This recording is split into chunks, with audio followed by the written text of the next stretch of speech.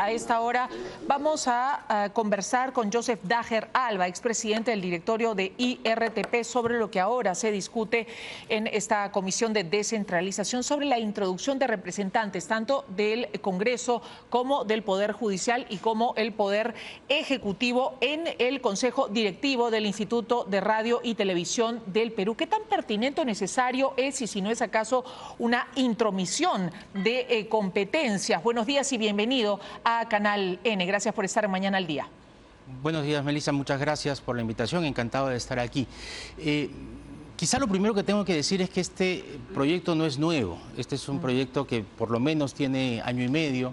En su momento el IRTP en mi gestión fue consultado por el Congreso de la República sobre la pertinencia de este proyecto y nosotros respondimos negativamente por varias razones, pero quizá la principal es que aquel representante que nombre el Congreso de la República o el Poder Judicial no necesariamente va a ser un representante técnico, sino va a tener siempre un carácter político.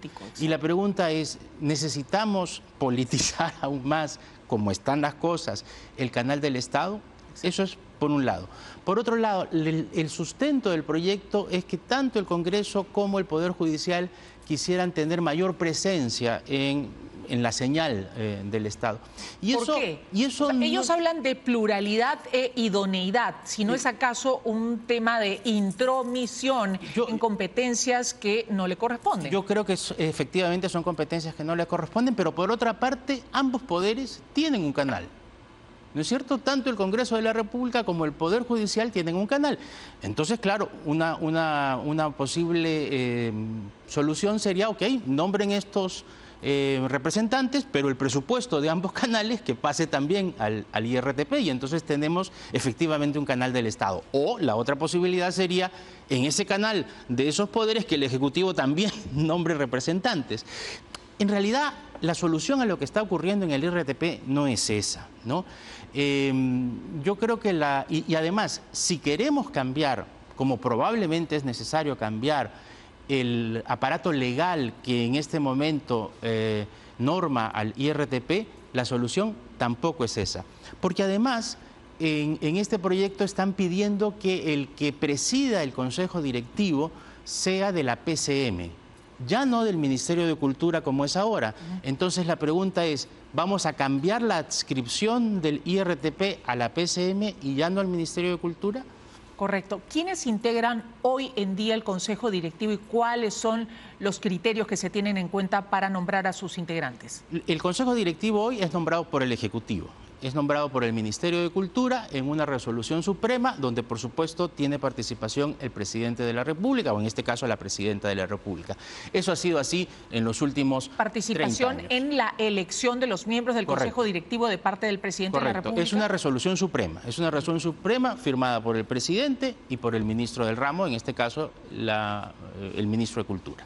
O sea, los actuales han sido nombrados, los actuales por Dina Boluarte. Los actuales han sido nombrados por Dina Boluarte y todos los que han pasado por el directorio del IRTP han sido nombrados por el Poder Ejecutivo del momento. Pero requieren cierta especialización en temas de comunicación, de medios. Por supuesto, hay un perfil que hay que cumplir, pero justamente, si lo que queremos es cambiar el directorio, pensemos en cambiar también que no sea directamente el Poder Ejecutivo quien los nombre, sino que, por ejemplo, sea producto de un concurso público y que tengan un plazo determinado, ¿no es cierto? Es decir, que el nombramiento sea por 3 años, por 4 años, por 5 años, el plazo lo podemos discutir, de manera que el margen de actuación de los miembros del Consejo Directivo no dependa de los cambios de ministro o incluso no dependa de los cambios de presidente. Correcto. Efectivamente, el Consejo Directivo en este momento del IRTP, aunque siempre, bueno, salvo en este caso, siempre ha tratado de mantener su independencia, es vulnerable. En este caso, en el caso actual, porque del actual Consejo Directivo, porque bueno, estamos viendo lo que estamos viendo, ¿no es cierto? Hemos visto que han salido muchos periodistas muy respetables, hemos visto que la línea editorial ha cambiado notablemente. En favor del actual gobierno. En favor del actual gobierno, digamos. muy groseramente. Hemos visto una presidenta y esto es quizás lo más grave, una presidenta del Consejo Directivo que fue jefe de prensa de Dina Boluarte en el Midis y luego en Palacio de Gobierno. Por supuesto que yo no tengo nada en contra de los jefes de prensa, me parece que es un cargo fundamental, pero el jefe de prensa está dedicado a cuidar la imagen de aquel funcionario del que es jefe de prensa, y eso está muy bien, y está dedicado a que se comunique bien. Pero esa no es la función del canal del Estado. Exacto. Esa no es la función del canal. El canal del Estado no es un DIRCOM. No tiene que participar en las reuniones de los directores de comunicaciones de los ministerios que están en Palacio de Gobierno. El canal del Estado está para informar lo más objetivamente posible. Cosa que no ocurre. Y cosa que ha sido siempre, digamos, la tentación de cada gobierno que ha entrado, digamos, a ejercer su poder dentro de este canal del Estado, el canal de todos, que en realidad es el canal del gobierno de turno. Así se comportan Es una tentación permanente. Así es. Fue absolutamente el canal de gobierno en los años 90.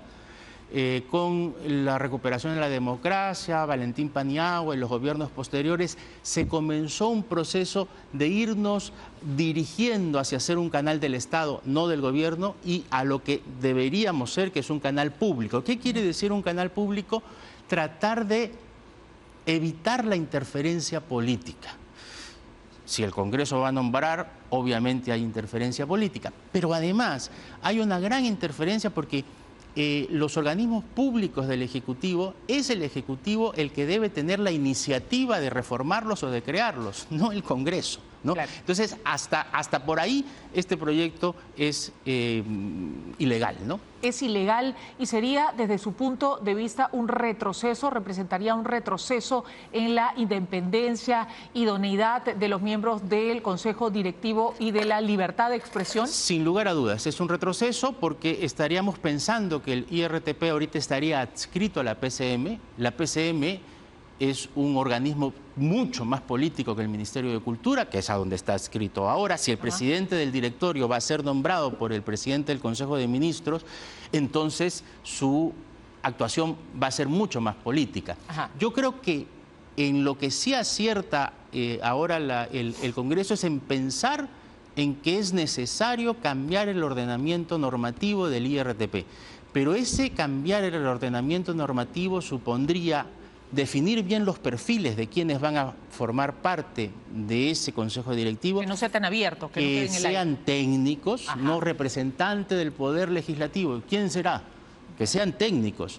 No, bueno, por supuesto, periodistas, pero no necesariamente periodistas. Pueden ser comunicadores audiovisuales, pueden ser cineastas, pueden ser educadores, porque van a manejar, digamos, el consejo directivo, es decir, la máxima autoridad. Otra cosa es la gerencia de prensa, la gerencia de televisión, eso es ya perfiles más técnicos. En segundo lugar, que tengan un tiempo determinado, es decir, que sean nombrados por un tiempo determinado. Y que sean inamovibles, digamos, en ese tiempo, salvo falta grave. Así es, salvo falta grave. De manera que puedan manejar la línea editorial y la programación cultural y de entretenimiento del canal con absoluta independencia y con absoluta libertad, que es lo que se pretende de un canal del Estado y de un canal público. Porque el canal del Estado, además de dar una información que debe ser lo más objetiva posible, un periodismo decente y que haga docencia, además tiene la enorme riqueza y la enorme posibilidad de tener una programación cultural que no sea presa del rating, ¿no es cierto? Y entonces que sea una alternativa para la población, una programación cultural que no tiene por qué competir con los canales comerciales, sino que al contrario, tiene que ser una alternativa. Correcto. ¿Integrarían, según esta norma que pretende aprobar el Congreso, que pretendería aprobar el Congreso, integrarían el Consejo Directivo un representante de la PCM, un representante del Ministerio de Cultura, un representante del Ministerio de Educación, representante del Congreso y representante del Poder Judicial? Correcto, así es. Entonces, si lo preside la PCM, uno debería pensar que entonces se va a cambiar la adscripción del IRTP. Ya no estaría en Cultura, sino en PCM, lo cual haría más político, un cariz mucho más político a una entidad que tendría que ser técnica, que tendría que ser imparcial, que tendría que ser objetiva. ¿Cómo se puede hablar de libertad de expresión y especialmente de independencia justamente del poder de turno si los representantes, en este caso de un consejo directivo, son todos representantes del gobierno, llámese PCM, Mincul, Minedu, Congreso o Poder Judicial? Es decir, si mañana cometieran una falta dentro del Congreso de la República, alguna falta grave dentro del Poder Judicial o dentro del Poder Ejecutivo, ellos mismos se van a fiscalizar a través de la señal del Estado. Eso es lo que... Esa es una muy buena pregunta, ¿no es cierto? Esa es una muy buena pregunta. ¿Quién los va a fiscalizar, ¿no? Si ellos mismos forman parte de los propios poderes, ¿no? Yo creo que una excelente manera, además del tiempo, es pensar en un concurso público. Correcto. Como ocurre con los consejos directivos de los reguladores. Los consejos, si bien es cierto, los reguladores están adscritos a la PCM, los consejos directivos son nombrados por un concurso público. ¿Un concurso público manejado por el Ministerio de Cultura o manejado yo creo que manejado por el sector en el que esté a cargo, en este caso el Ministerio de Cultura, con una comisión de notables que sea la encargada de determinar quiénes serían los integrantes, como era la SUNEDO antes, ¿no? Dependía del Ministerio de Educación, pero los miembros del Consejo Directivo eran elegidos por concurso público y por un tiempo determinado. Eso le permitió a la SUNEDO trabajar con independencia, trabajar con objetividad y hacer un trabajo técnico. Me refiero, por supuesto, a la SUNEDO de antes. Correcto, exacto. Ahora, si hablamos de independencia, lo que hemos visto justamente en el canal del Estado, que parece ser el canal del gobierno, es que cada vez que ha habido una voz que ha hecho alarde justamente de independencia, lo que debe ser un periodista en cualquier medio de comunicación, ha sido callado, ha sido silenciado o ha sido simplemente echado de la señal del canal del Estado. Sí. Cada vez que hay un cambio de gestión, yo puedo entender que los nuevos gerentes de prensa o los nuevos gerentes de televisión prefieran, digamos, trabajar con determinados periodistas que están más acorde con su plan de trabajo. Lo que quiero decir es que cada vez que haya un cambio de gestión, yo puedo entender que hayan uno o dos cambios. Pero lo que estamos viendo desde que asumió la presidenta Boluarte el poder es lo que tú acabas de decir. Los cambios son enormes, ¿no? Han salido periodistas de gran talla y que han estado muchos años en el canal del Estado. Carla Jarada, por ejemplo, Carlos Cornejo, Lea Sacín, Jorge Bayón, Lucho Trizano. Es decir, acaba de salir una reportera porque en su reportaje incluyó una entrevista que le hacían a la ministra, una pregunta que le hacían a la ministra de Cultura sobre el caso de la presidenta del IRTP. Que grabó una publicidad para una universidad privada y luego, creo que peor aún, una publicidad ofreciendo sus servicios profesionales, ¿no?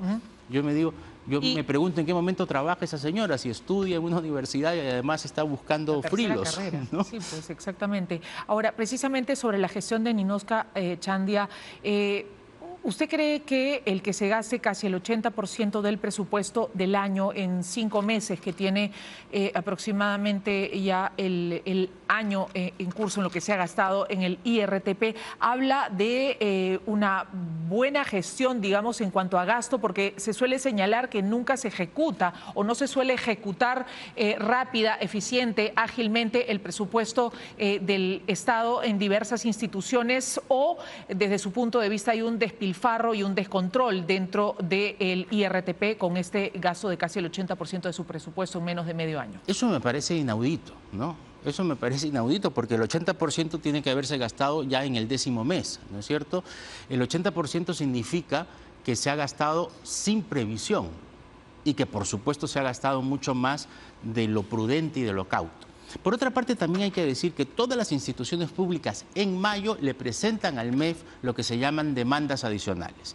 Es decir, no es un caso específico del IRTP. Todas las instituciones públicas en mayo dicen, mire, me he dado cuenta que a fin de año la plata no me va a alcanzar, así es que me tiene que dar un poquito más. ¿Y eso es por qué? Porque el MEF desde hace muchos años, cuando aprueba los presupuestos, en realidad los aprueba recortados, sabiendo que en mayo les van a pedir más plata.